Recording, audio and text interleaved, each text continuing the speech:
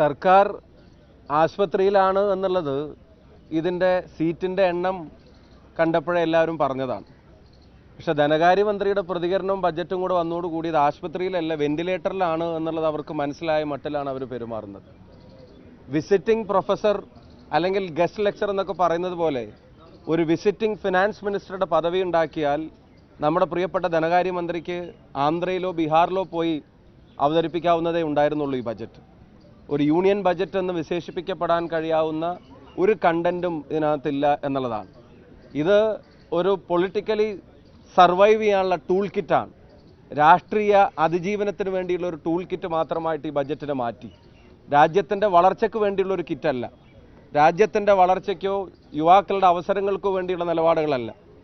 അപ്പോൾ ഇത്തരം കാര്യങ്ങളൊക്കെ മാറ്റിവെച്ചിട്ട് ഒരു വർഷം കൂടെ ഈ സർക്കാർ തുടരണം എന്നുള്ള ഒരു ആഗ്രഹത്തിൻ്റെ പുറത്തു മാത്രം ഈ യൂണിയൻ ബജറ്റ് എന്ന ഈ കാര്യത്തെ ഇവർ മാറ്റിമറിച്ചിരിക്കുകയാണ്.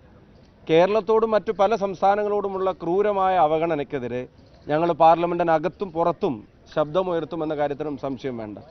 കേരളത്തിൽ നിന്ന് 2 സഹമന്ത്രിമാരുള്ള വിവരം ഈ ബജറ്റ് അവതരിപ്പിക്കുന്ന മന്ത്രിയോ അല്ലെങ്കിൽ BJPയോ അല്ലെങ്കിൽ ഈ ഗവൺമെൻറ്റൊക്കെ പാടെ മറന്ന മട്ടാണ്. ഇവിടെ പ്രഖ്യാപിച്ച പല പദ്ധതികളിലും ഒന്നിൽ നേരത്തെ ഇവിടെ ബഹുമാനപ്പെട്ട MP മാർ സൂചിപ്പിച്ചതുപോലെ തന്നെ പല പദ്ധതികളിലും ഉൾപ്പെടുത്താവുന്ന കേരളത്തിൻ്റെ സാധ്യതകളെ ഒന്ന് പരാമർശിക്കാൻ പോലും തയ്യാറാവാതിരിക്കുന്നതിൻ്റെ ബേസ് എന്ന് പറയുന്നത് പല സ്റ്റേറ്റിലെയും കിട്ടുന്ന വോട്ടിൻ്റെ തോത് വെച്ചിട്ടൊക്കെയാണ് നിലനിൽപ്പിന് വേണ്ടി ഇവർ നടത്തുന്നത്.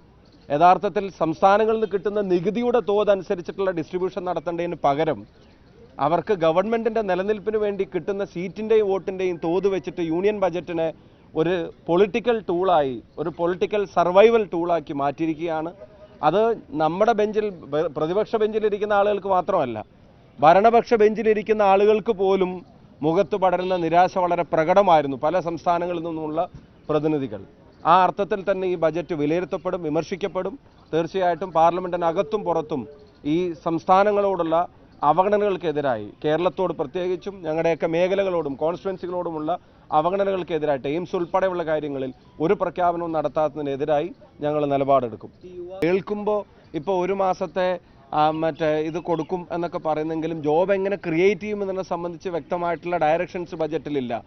കൊടുക്കുന്ന തൊഴിലുടമക്ക് അത് അല്ലെങ്കിലും അവർക്ക് ആവശ്യമുള്ള തൊഴിലുടമ അവർ കൊടുക്കുമല്ലോ. അപ്പോൾ കൃത്യമായിട്ടുള്ള ജോബ് ക്രിയേഷന് വേണ്ടിയിട്ടുള്ള പദ്ധതികൾ കൃത്യമായിട്ട് പറയാതെ നേരെ മറിച്ച് ചില ഇൻസെൻറ്റീവ്സ് പ്രഖ്യാപിക്കുന്ന തരത്തിലേക്ക് മാത്രമായിട്ട് മാറുകയാണ്. അത് എത്രത്തോളം ജോബ് ക്രിയേഷൻസ് ഉണ്ടാക്കുമെന്നുള്ളത് നോക്കി തന്നെ കാണേണ്ട കാര്യമാണ്. അപ്പോൾ അതിനൊന്നും കോൺക്രീറ്റ് പ്ലാൻ ഉള്ളതായിട്ടോ അതിനെയൊന്നും പ്രോപ്പറായിട്ട് അഡ്രസ്സ് ചെയ്യാൻ ആഗ്രഹിക്കുന്നതായിട്ടോ തോന്നുന്നില്ല. ആകെ ഒരു കാര്യം മുൻകൂട്ടി നിശ്ചയിച്ചിരുന്ന ഒരു പ്രീ ഡിറ്റർമൈൻഡ് ബജറ്റാണ്. നമ്മൾ ക്രിക്കറ്റിൽ ചിലപ്പം ബോളർ വരുമ്പോൾ തന്നെ സ്റ്റെപ്പ് ഔട്ട് ചെയ്യാൻ ആദ്യം ബാറ്റ്സ്മാൻ തീരുമാനിച്ചിട്ട് ബോൾ എന്താണെങ്കിലും സ്റ്റെപ്പ് ഔട്ട് ചെയ്യാൻ തീരുമാനിക്കുന്ന പോലെ എക്കണോമിക് കണ്ടീഷൻ എന്താണെങ്കിലും ആവശ്യം എന്താണെങ്കിലും ആന്ധ്ര ബീഹാറിൽ കുറച്ച് സമയം പറയണം.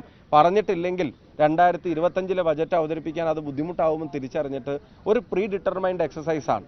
അതല്ലാതെ യൂണിയൻ ബജറ്റ് എന്ന് ഒരു തരത്തിലും വിശേഷിപ്പിക്കാൻ കഴിയില്ല.